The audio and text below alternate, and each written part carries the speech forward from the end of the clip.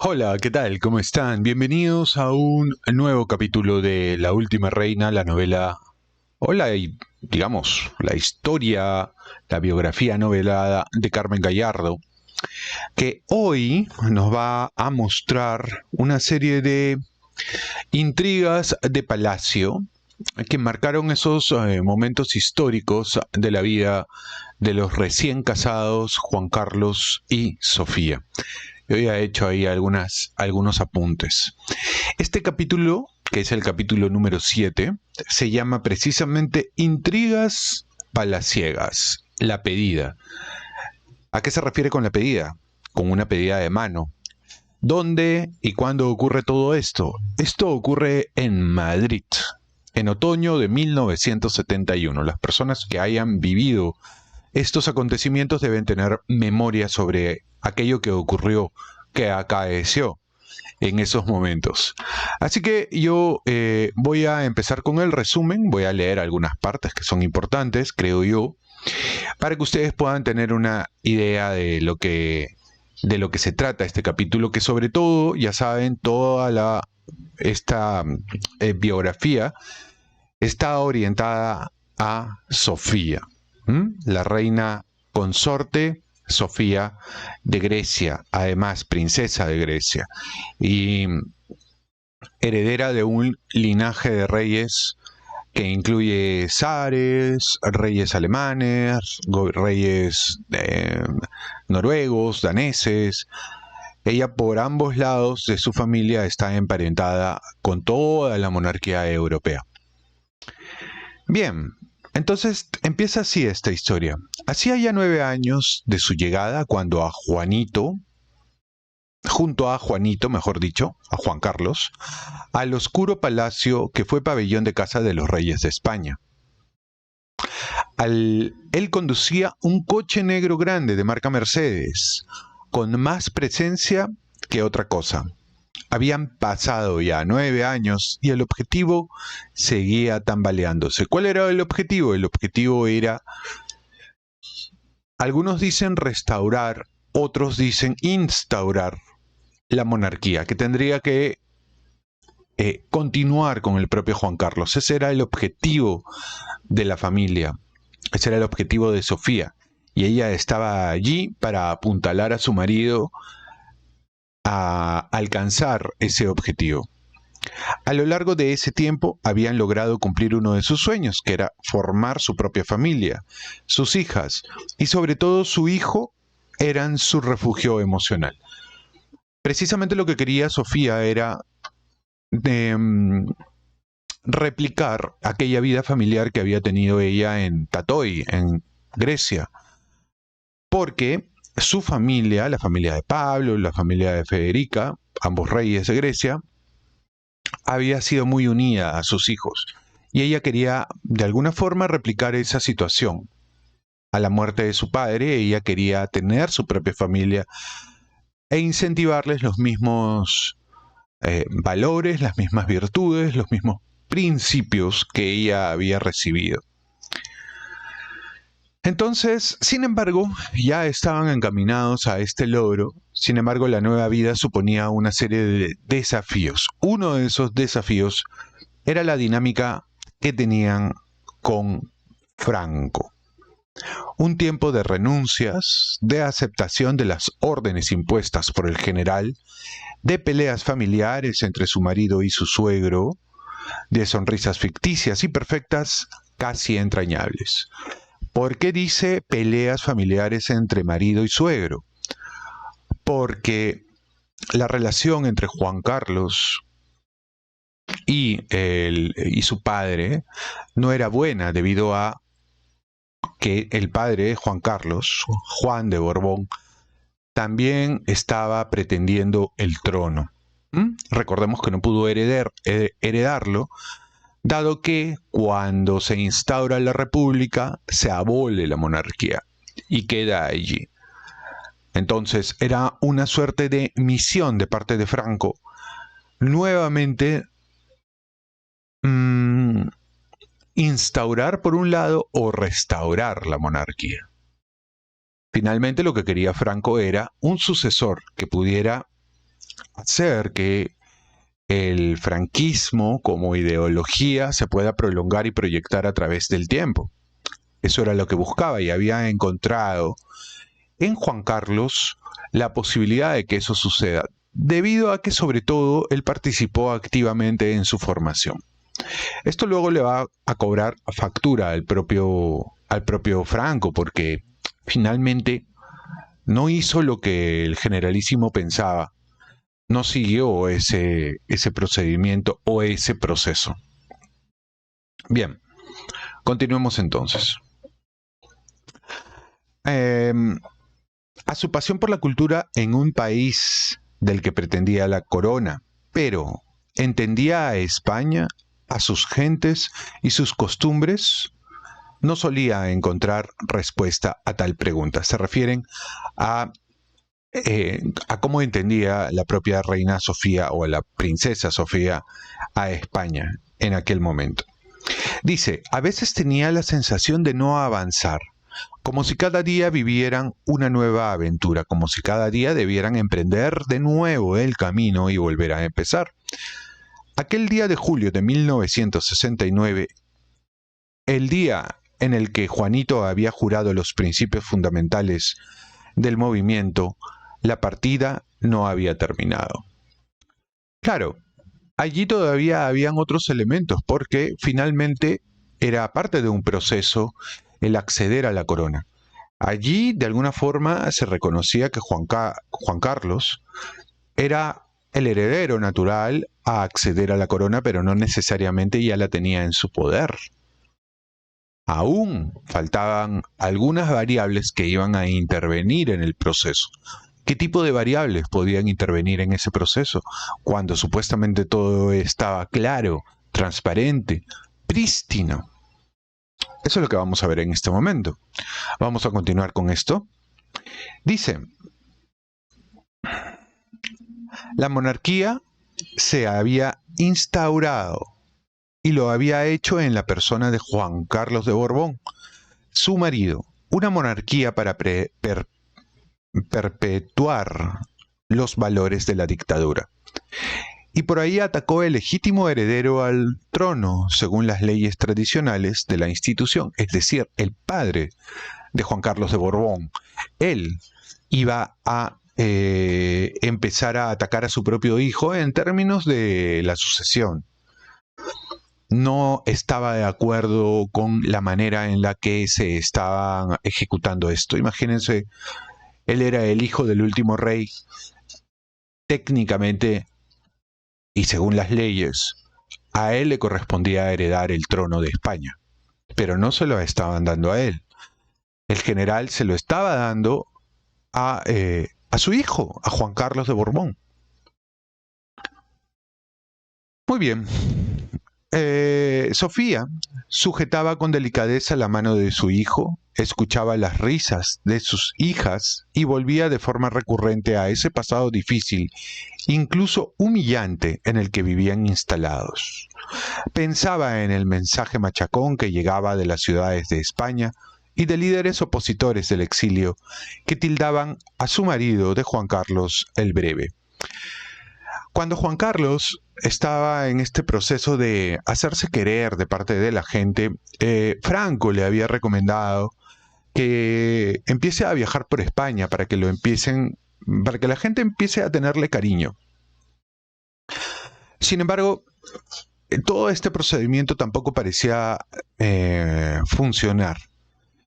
La pareja, Juan Carlos y Sofía, hacía caso a Franco y sus familiares, por ejemplo, la madre de Sofía, la reina Federica, aconsejaba a su hija y también a su yerno que le hicieran caso a Franco, que no se hicieran problemas, que no se hicieran complicaciones al respecto, porque era abrirse un frente indeseado, innecesario además. Bien, vamos a seguir avanzando porque acá ya nos empiezan a dar algunos detalles. Por ejemplo, dice, pensaba en aquella tarde de principios de invierno, ya siendo príncipes de España, presidían un acto religioso organizado en la iglesia de San Francisco Grande de Madrid para hijos de militares. Al finalizar, tras los saludos protocolarios, se dieron cuenta de que en los alrededores de la iglesia se había congregado un grupo de numerosos estudiantes vociferando contra el régimen y contra el príncipe y pidiendo libertades públicas. Los miembros de seguridad les advirtieron de que podían producirse altercados. «Tú no salgas, Sophie», le dijo Juan Carlos a Sofía. «Sigue en la iglesia hasta que podamos llegar a los coches». La recomendación de su marido, a propuesta del equipo de seguridad, estaba fuera de lugar. ¿Acaso aún no la conocía?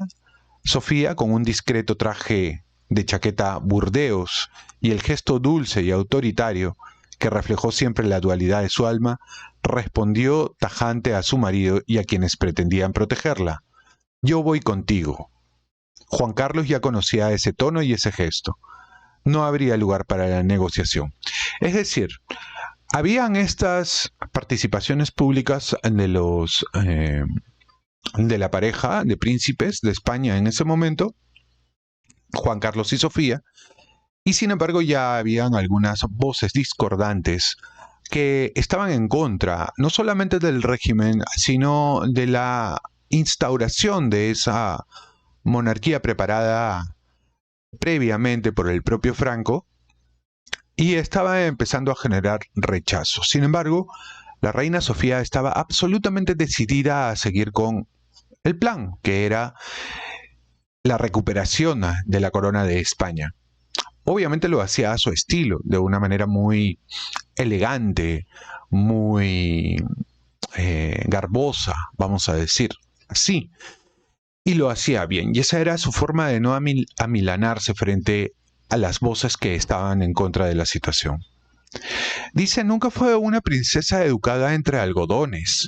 A veces despertaba recordando el frío invierno, colándose en los huesos a las 6 de la mañana en el jardín de Salem, el castillo internado a orillas del lago Constanza, donde transcurrieron los años de pubertad de Sofía. ¿Acaso han de ocultarle a ella la realidad social? Qué descaminados andan de sus sentimientos, de su formación y valores. Demasiada discreción, piensa a veces. Continuó desgranando hechos, recordando frases, consejos que aún le retumbaban. Deben viajar, deben moverse para que les conozcan los españoles, les había dicho el general 1,000 veces. Entonces, lo que Franco estaba sugiriendo era que salgan, que salgan la pareja, que los vayan a conocer, que participen en eventos, que participen en actos, que la gente los vea con el pueblo. Porque Franco tenía la idea de que el último rey de España y su corte era muy frívola y que en buena parte, de acuerdo a lo que él consideraba, ese había sido uno de los hechos que detonaron los eventos que originaron la Guerra Civil Española. Juan Carlos es tonto, es un lema que corría de boca a boca a pesar de la dura declaración del líder comunista Santiago Carrillo. Juan Carlos se ha desacreditado a sí mismo ante el pueblo español porque ha vendido a su padre por una corona y ni siquiera los monárquicos se lo perdonarán. Entonces allí había varias divisiones. No solamente estaban las divisiones propias de los hechos que ocurrieron en la Guerra Civil. El bando de izquierda, que era el bando republicano, que era el bando que había instaurado la república y abolido la monarquía, y estaban los nacionales, que vamos a decir así vendría a ser medio el bando de derecha. Pero dentro de ese bando de derecha, entre comillas, habían también gente que era directamente falangista, que apoyaba a Franco además, y gente que era monárquica. No necesariamente estaban de acuerdo en todo. Y los monárquicos se podían dividir entre los que eran juanistas, es decir, que iban por el padre, y los que eran juancarlistas. En este caso, los que eran monárquicos juanistas consideraban que su hijo estaba traicionando a su propio padre por una corona. Por una corona. No sé cómo lo ven ustedes.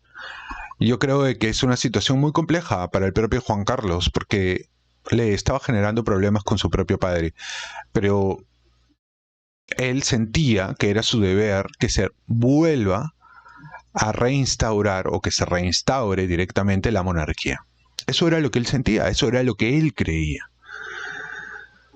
¿Qué más dice?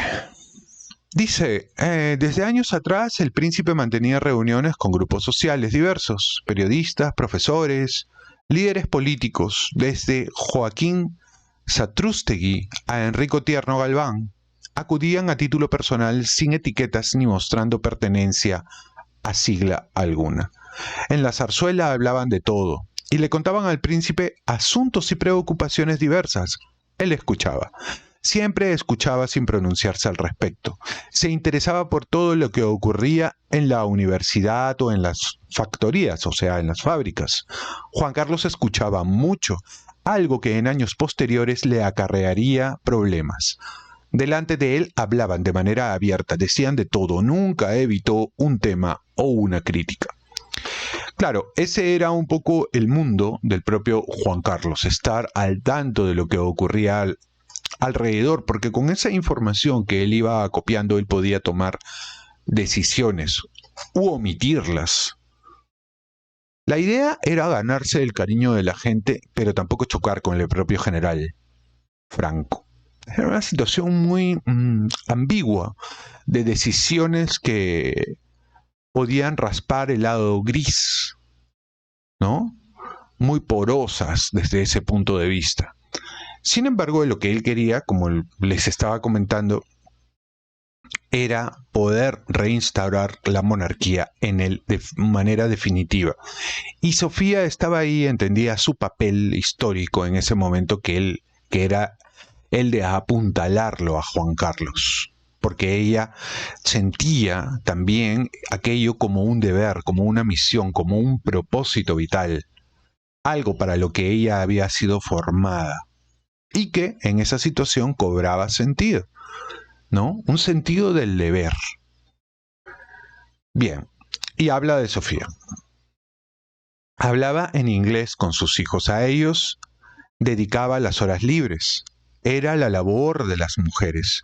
Sofía les criaba con cariño y rigor y les imbuía de valores familiares, como había aprendido. Disciplina y libertad, el binomio sobre el que se había formado en el internado, que tanto la había fortalecido y preparado para los avatares venideros. Pero sentía una debilidad, su hijo Felipe. Bien, ahora, dice, mientras esperaba la llegada de Juanito, de Juan Carlos, escuchaba una vez más a Chopin. Sus acordes la sumían en una placidez desconocida. Volaba su cuerpo y los pensamientos. Qué duros habían sido los últimos meses. Qué duro el enfrentamiento entre su marido y su suegro. Fue cuando lanzó ese manifiesto. Juan de Borbón y Battenberg tuvo dos reacciones antagónicas o quizá secuenciales tras escuchar a su hijo jurar los principios del movimiento. Recordemos, Juan de Borbón y Battenberg era el padre de Juan Carlos. ¿Qué sucede cuando escucha que su propio hijo de alguna manera lo está traicionando y está proclamando, jurando los principios del movimiento franquista? Según lo que nos cuenta Carmen Gallardo, lo primero que pasó fue que lloró a solas. Después montó en cólera y escribió palabras muy desagradables que le desautorizaban mientras le acusaba de usurpar el trono, como en las mejores crónicas literarias, como si fuera un relato shakespeariano, como en las tragedias griegas de dioses y héroes, redacta Carmen Gallardo. Bueno, ustedes pónganse en esa situación, tienen un hijo, ustedes son herederos a algo, imagínense la situación, y viene el hijo en una componenda extraña con un tercero y les arrebata aquello que es vuestro. ¿Cómo se pondría? Más todavía un tema que tiene que ver pues con honores, muy tradicional, muy añejo, muy qué sé yo, muy rancio, ¿no? En el mejor sentido de la palabra, en realidad. Para llevar a cabo, decía Juan de Borbón, para llevar a cabo esta operación no se ha contado conmigo ni con la voluntad libremente manifestada del pueblo español. Soy pues un espectador de las decisiones que se hayan tomado en la materia y ninguna responsabilidad me cabe en esta instauración. Eso escribió al mundo el conde de Barcelona, el que nunca sería Juan III. Con su hijo fue más duro, si cabe. ¿Acaso quiere salvar una monarquía franquista? Bien, eso fue lo que escribió, probablemente dolido, quien sería Juan III, pero que nunca llegó a ser Juan de Borbón y Battenberg. Lo consideraba a su hijo un traidor. Y Sofía luchaba porque ese sentimiento no se instaurara, como si se estaba instaurando o reinstaurando la monarquía, no se instaurara ese sentimiento de traición hacia su padre y hacia el pueblo español en el corazón de su hijo. La princesa tenía muy clara la situación política, pero las lágrimas de su marido le partían el alma. Cogía su mano, le insuflaba no solo ánimos, también le dotaba de argumentos. Contaba además con los razonamientos de su propia familia. No permitas que se inmiscuyan en vuestra vida, nunca lo consientas, le había advertido su madre, Federica. Ambos organizaron mi vida y ahora mi padre me hace responsable de lo ocurrido. ¡Qué duro!, le decía con voz rota. Tu padre vive en un ambiente peligroso, un ambiente irreal. Estoril es un mundo aislado al que llegan las noticias tergiversadas. No sé si es consciente, no sé si en realidad su posición es un mecanismo de autodefensa para negar la realidad. No lo sé, Sophie. Es cierto que el consejo de sabios que le rodea no favorece la situación. Mi padre olvida muy a menudo que él me puso ahí y por eso ha ocurrido lo que ha ocurrido. Franco está convencido de haberme moldeado a su imagen y semejanza. Juanito, lo hemos hablado a menudo. Los franquistas esperan que encarnes la monarquía de los reyes católicos y tienen dudas de que lo hagas. Por eso no eres su candidato. Es inviable una monarquía no democrática en Europa.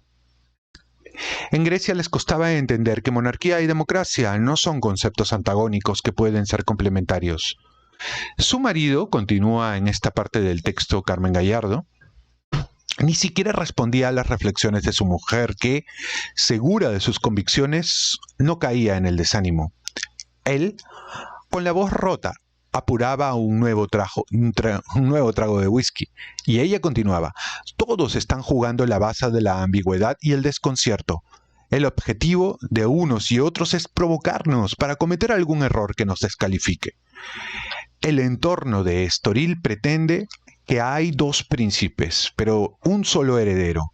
Entre el círculo cercano a la señora quieren hacer ver al general que hay dos pretendientes, dos alternativas. Debe quedar bien claro que el único príncipe heredero eres tú.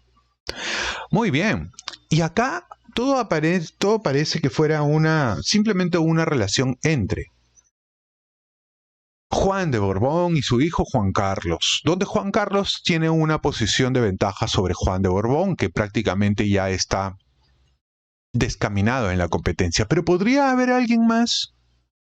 ¿Es posible acaso que otro pretendiente al trono se vaya colando en esta suerte de juego? No lo sabemos. Y eso es lo que vamos a saber en este momento, sobre todo para aquellas personas que no lo sepan. Porque quienes ya lo han vivido ya saben de qué se trató, obviamente. Bien, aquí hay más data, pero a ver, ¿por dónde estamos? Aquí hay un personaje que también hace su entrada en toda esta situación. Dice, el régimen ¿Dónde está? ¿Sí se ve? El régimen ardía por dentro, crecían las guerras intestinas por el poder ante un dictador que daba muestras de debilidad física. Es decir, Franco ya estaba enfermo, ya estaba mayor. Duró bastante Franco, por cierto. Y ya estaba muy viejo y necesitaba que de una vez se esclarezcan algunos elementos, como quién va a ser el heredero. Para Franco era claro que tenía que ser Juan Carlos. Sin embargo, va a participar otro nuevo actor en todo esto. El final se acercaba y su entorno buscaba un hueco para el futuro. No todos los sectores habían aceptado la designación de Juan Carlos. Los duros, el franquismo más cerril, donde empezaba a configurarse grupos paramilitares, ocultaban otro candidato, otro príncipe. ¿Quién? Alfonso de Borbón Dampierre, primo hermano del designado por el caudillo. Pero ¿cómo se iba a dar esta situación? ¿Cómo el primo hermano? ¿Cómo el primo hermano se va a meter en el juego, en la colada? ¿Cómo? Ahora van a ver. Esa era la otra carta temida, dice dice Carmen Gallardo. ¿Cómo aceptar que algunos aún pensaran en urdir matrimonios para conquistar el reino? Los príncipes de España sabían que otros príncipes de apellido Borbón, al margen de Don Juan, merodeaban en torno a la corona. El candidato carlista era Carlos Hugo de Borbón Parma. Ya, para los que no estén familiarizados, ¿por qué se dice carlista? Porque muy temprano en el siglo XIX hubo una disputa, ¿no? Entre herederos al trono, entre dos hermanos y la hija de uno de ellos, que finalmente se queda con el trono. Pero que sin embargo aparentemente le correspondía a un hermano, no a la hija, a un hermano, porque la hija no podía heredar. Se cambiaron las normas para que herede una hija. Y se produjo esto, detonó, estoy contándolo bien por encima, ¿no? Esto detonó en una guerra civil. Un bando carlista y el otro bando. Y esto perduró muy avanzado el tiempo. Porque es que también hubo una diferencia entre ambos bandos, porque el bando carlista era un bando tradicional. Era un bando era un bando católico, directamente católico, y el otro bando era un bando liberal, progresista, reformador, que es el que al final triunfó. Cuando ocurre esta situación, se pensó que podía nuevamente este bando carlista, después de muchos años, prácticamente 100 años, podía acceder de alguna manera al trono. Y iba a ir por el lado de Carlos Hugo de Borbón y Parma, que es la línea de sucesión carlista. Pero no fue así. Aspiraba a convertirse en Carlos Hugo I, casado con una princesa holandesa, hija de la reina de los Países Bajos. Fue un enemigo efímero gracias a sus propias habilidades. Un discurso del más rancio tradicionalismo unido a la libertad religiosa. Bien, estas son, por ejemplo, opiniones ya de la autora, ¿no? Su prédica había provocado al gobierno, que había puesto a Carlos Hugo y su familia de patitas en la frontera, acusándolos de ser unos extranjeros que interferían en la política nacional. Sí, porque la familia carlista o la línea carlista, la línea Borbón-Parma, se fue a asentar a Holanda. Entonces, ya no vivían, prácticamente fueron desterrados y ya no vivían directamente en España. Sin embargo, siempre han sido pretendientes al trono, hasta hoy, ¿no? Porque desde ese momento donde hubo el problema entre el hermano y la sobrina, que luego se convirtió en reina, ¿no? Entre su sobrina, ellos quedaron fuera del país, ¿no? Siempre hubo ya, a partir de eso, una diferencia. Bien, estoy haciendo una explicación poco chusca, ¿eh? O sea, no es tan exacta. Ahí me tendría que zambullir también. Pero no deja de ser interesante. Bien, entonces, ¿quién más está alrededor de toda esta situación? Quedaba Alfonso. el hijo mayor del tío Jaime, del tío de Juan Carlos, es decir, su primo, segundo hijo de Victoria Eugenia y Alfonso XIII. Jaime, hermano de Juan de Borbón, había renunciado a sus derechos dinásticos y a los de sus descendientes en 1933, ya en el exilio y presionado por su padre. Así fue como su hermano Juan, tercer hijo varón de Alfonso y Victoria Eugenia, fue designado jefe de la Casa Real y heredero del hipotético trono de España. Sin embargo, Alfonso jugaba, y jugaba fuerte. Sofía no olvidaría las advertencias de su madre tras el bautizo del príncipe Felipe. Federica observó. Federica siempre observaba, y no había pasado por alto la intensa charla de Carmen Franco con el príncipe. No había caído en saco roto ese acercamiento porque Alfonso llevaba tiempo moviendo sus fichas en el tablero de la sucesión, alegando que la renuncia de su padre carecía de validez legal. Así, mientras los príncipes de España se acercaban a las monarquías democráticas de Europa, Solís, ministro enfrentado al valedor de Juan Carlos, junto al ambicioso yerno del dictador y arropados por la señora, ponían en marcha la Operación Príncipe que, como si de un bolero se tratara, arrancó como un romance, el cortejo a la nieta mayor de Francisco Franco. ¿Qué es lo que pasó? Lo que pasó fue que se casó la nieta de Franco con el primo hermano de Juan Carlos, hijo de su tío. ¿Para qué?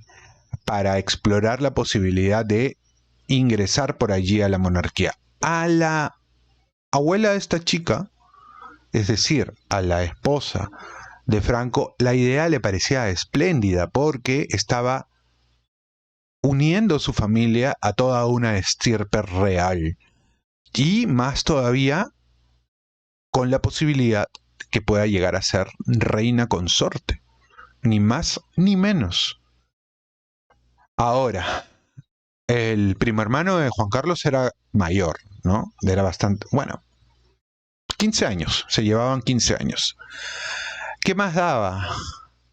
¿Qué podía importar que le separasen 15 años? ¿Qué más daba que la joven sintiera debilidad por vivir la vida loca a la que empezaban a apuntarse las chicas, incluso las más cercanas a la ideología del régimen?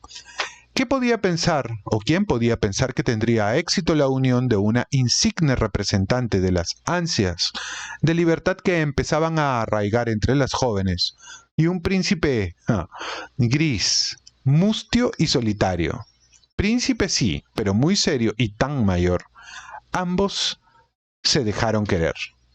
El príncipe Alfonso era un hombre de voz pausada y exquisitos modales, criado en internados tras el abandono de sus padres. La soledad le había convertido en un hombre triste, pero en absoluto humilde. Defendía su candidatura esgrimiendo la legitimidad dinástica. ¿Cómo era posible que su padre renunciara a la corona firmando un papel en un hotel? ¿Cómo podía renunciar por él y sus herederos? Insistía una y otra vez en sus preguntas y optó por el refugio en los nostálgicos. Se convirtió en el candidato de los sectores más tradicionales, el candidato de falangistas, el candidato del búnker. Ok, entonces, el padre era el hijo mayor del último rey, de Alfonso XIII. Este renuncia. Quien accede vendría a ser el hijo menor, pero al hijo menor nunca se le permite ni se le da la posibilidad de ser el heredero natural ante la renuncia de su hermano. Entonces, el hijo de este, Juan Carlos, es el que es criado para acceder al trono. Pero aparece este primo hermano diciendo que la renuncia de su padre no tenía validez, porque uno, no puedes hacer una renuncia de una manera tan chusca en un hotel. Y dos, que cómo vas a renunciar por el resto de la gente que te sigue, es decir, por tus herederos. Entonces, veían que ese argumento tenía sentido. Y eso era lo que ya estaba enfrentando también al círculo familiar. Eso era lo que estaba ocurriendo en ese momento. Y Juan Carlos tenía el miedo perenne de que pudieran quitarle la posibilidad de acceder a la corona finalmente. Acá dice que la operación llevaba un tiempo fraguándose. Uno de los promotores, el que se ocupó de inocular el veneno del sueño real en el pardo, fue el ambicioso padre de la novia, un tipo carente de escrúpulos, miembro de esa aristocracia tan denostada por su suegro. Jugó su mejor baza, convencer a la mujer del dictador de que su querida nieta, Carmencita, podría aspirar a convertirse en reina de España. La suegra, la provinciana insaciable, la mujer pía que en una mano portaba el misal y con la otra era capaz de vender su alma al diablo por un título nobiliario y una tiara de brillantes, vio la oportunidad de asentar una dinastía nueva, Borbón-Franco. Se relamía cada vez que su yerno le regalaba los oídos con la propuesta. La hacía soñar con una nieta princesa, incluso reina, cuyos hijos iban a entroncar con una dinastía de origen remoto en el corazón de Europa, vinculada a la antigua casa real de los Capetos.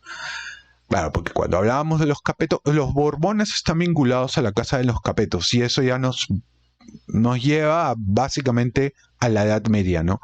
Año 930, 900 y pico y tal. Muy antiguo, muy antiguo. Muy afrancesados, además, ¿no? Porque ellos son los Borbones y los Capetos, quienes son sus más tempranos ascendentes, eran franceses. Bien, aquí, bueno, ya empiezan a dar un poco de detalles y voy a ir adelantando. Y, sin embargo, esa boda se va a terminar dando. Sofía no olvidaría esos meses su desazón e intrigas. Pocas veces había visto a Juanito tan fuera de sí, incluso se enfrentó al general, seguro que él fue el primer sorprendido cuando el príncipe se presentó en el Pardo y exigió que bajo ningún concepto la nueva pareja utilizara o usara el título nobiliario de príncipes de Borbón. Faltaría más. Claro, toda esta situación no estaba en los planes, no estaba en los cálculos de Juan Carlos en ese momento, y obviamente explotó en ira, explotó en cólera, y lo consigna aquí la propia Carmen Gallardo. La situación se estaba escapando de las manos, porque se estaba uniendo la nieta de quien le tendría que dar a él la corona, ¿no? Y bueno, si se está casando la nieta, ¿a quién vas a preferir finalmente, si es parte de tu familia? Eso puso o hizo poner las barbas en remojo a la pareja. Excelencia, habría dicho Juan Carlos, es inviable que haya dos príncipes Borbón en España. Si lo que pretende es dotarles de un título nobiliario, le sugiero que les conceda el ducado de Cádiz. Y Franco aceptó. El bando liderado por la abuela y el padre de la novia perdía una primera batalla. Días antes de la pedida, Sofía leía y releía la invitación, indignada y preocupada. ¿Sabrán alguna vez la diferencia entre una joven atractiva y una reina? Era una pregunta retórica. Eran muchas las que la atormentaban, aunque no las expusiera en voz alta. Hablaba consigo misma y se apoyaba en consejos de psicología y filosofía para no perder el ánimo. Se ayudaba de la rigidez de la educación del internado de Salem, la de Federica y la de Tatoy, la recibida como princesa real. Llamaban los ancestros, los zares rusos y los reyes daneses. Pronto llegaría su familia. Necesitaba con urgencia desahogarse con su madre y escuchar su voz y consejo. Y sí, ahí Sofía, bueno, claro, es que yo, por ejemplo, particularmente no sé exactamente cómo es que habrá sido la situación, pero Carmen Gallardo, en este caso, describe a Sofía de Grecia como una mujer muy inteligente, que claramente lo debe ser, pero que hace valer su ascendencia real, todos los reyes de las diferentes casas que están, y tal vez eso la insuflaba de una energía que le daba a Juan Carlos seguridad. Y además ella, de acuerdo a lo que describe Carmen Gallardo, se sentía como una verdadera reina, que lo era, ¿no? Pero como una verdadera reina. Ahora, yo les pediría que hagan un ejercicio entre todo este background, toda esta formación que tiene Sofía como reina y las reinas actuales, o las princesas y reinas actuales, ¿no? Ok, lo dejo ahí y ustedes me dejan sus comentarios sobre ese tema, sobre ese punto, a ver qué es lo que piensan. Bien, entonces, esta es la invitación que tanto le molestó a Sofía de acuerdo a la descripción que hace Carmen Gallardo. Petición de mano de María del Carmen Martínez Bordiú Franco por don Alfonso de Borbón Dampierre. En el transcurso de una recepción celebrada en el Palacio de El Pardo, ha sido pedida la mano de María del Carmen Martínez Bordiú Franco, hija de los marqueses de Villaverde y nieta de Francisco Franco. Se celebró en el Palacio de El Pardo la petición formal de mano de María del Carmen por parte de Alfonso de Borbón y Dampierre a sus padres Cristóbal Martínez Bordiú y Carmen Franco y Polo. Asiste toda la familia excepto el padre del prometido, el infante Jaime de Borbón y Battenberg. Y claro, él estaba exiliado, no podía asistir al evento. ¿No? Que tendría que haber estado allí porque era el padre. Antes del festejo familiar, los novios ofrecieron una rueda de prensa. Allí estaba repartiendo codazos, buscando un hueco Manu Gómez, ¿no? Me voy a adelantar un poquito porque aquí ya hablan de algunos detalles de cómo fueron vestidos los padres de la novia y todo, ¿no? Bien. Y acá hablan, por ejemplo, de ya cómo fue la ceremonia de pedida, ¿no? Los Grecia al completo acudieron como invitados a la ceremonia de pedida. Incluso posaron junto a la pareja. Sofía sonreía desplegando todo su saber estar, haciendo gala de la normalidad con la que su formación regia la había dotado. Su madre Federica era la gran reina de los salones de El Pardo, paseando por los pasillos la estela de su linaje, princesa de Hannover y duquesa de Brunswick y Luneburgo. El pedigrí no se compra ni se vende. No se impone. Con su acento germano y una gran sonrisa, será la única reina en la fiesta. A ella se acercan y adulan el dictador y su yerno. Sofía vistió de cuadros un modelo invernal con gran lazada. No dejó de repartir besos y sonrisas. Su hermana Irene, rezagada, discreta, como se comportaría a lo largo de su vida. Quien no pudo disimular la incomodidad fue el príncipe de España. Su primo hermano jugaba fuerte. No iba a perdonarle. Juan Carlos esa tarde no supo disimular. Esa tarde-noche de invierno solo se hacía preguntas. Y acá narra todo ese momento, porque sí que es cierto que Juan Carlos veía toda esta situación absolutamente molesto. O sea, estaba indignado por esta situación. Indignado y temeroso de que ocurriera lo peor. Obviamente pues veía todo esto como una jugada de los adversarios que pretendían arrebatarle el trono que ya casi lo tenía, pero todavía no era suyo, porque aún era príncipe, y ese era el problema. Allí iba a haber otro príncipe más, y no podían jugar así, ¿no? No podían jugar así. ¿Has visto las fotos y las imágenes de la pedida?, le preguntó a su marido. ¿Qué remedio? Claro que las he visto. No has disimulado nada. Tu rostro es un poema, estabas tenso.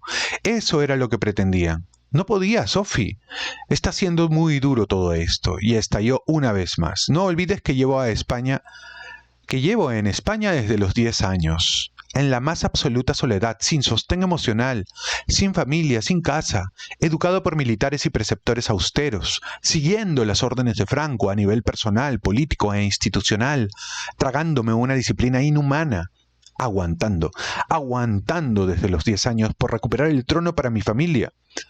Todos habían fijado la mirada en el rostro exaltado de Juanito, que continuaba desgranando sus argumentos. Ellos decidieron mi vida un mes de agosto de hace 25 años en mitad del mar a bordo de un yate. ¿Qué me reclaman ahora? ¿Qué? Silencio. Fui una peonza en sus manos. Me mandaron a aquel internado frío y oscuro en Saint-Jean. De Friburgo, luego a Madrid, de nuevo a Friburgo. Jugaron conmigo, uno y otro, mi padre y el general. Este es el verdadero drama, en realidad. Que a Juan Carlos lo pusieron allí en plan de títere, ¿no? Para que siga los planes, ya sea del propio padre o ya sea de Franco. Y al final, él, así como nos narran la historia, pues también ha sufrido, ¿no? Una serie de maltratos emocionales, porque él habla que desde los 10 años lo tuvieron en ese plan. Muy bien. Lo sé, dice o diría Sofía. Allí hiciste buenos amigos, no lo olvides. Y ahora llega el primo y se casa con la nieta. ¿Y qué? Respondió sin prestar atención al comentario de su mujer. ¿Acaso será él el rey de España? Cuánta razón tenía Juanito, pensaba su mujer, que evitó echar más leña al fuego. Y muy bien, aquí, bueno, ya entra un poco más en detalle, ¿no? De toda esta situación. Pero hay un poquito más. Habían, por ejemplo, agencias de encuestas que empezaban a trabajar sobre la gente con la idea de si Juan Carlos, o mejor dicho, su primo, podría ser el indicado para ser el nuevo rey de España. Y por ejemplo, preguntaban, ¿no?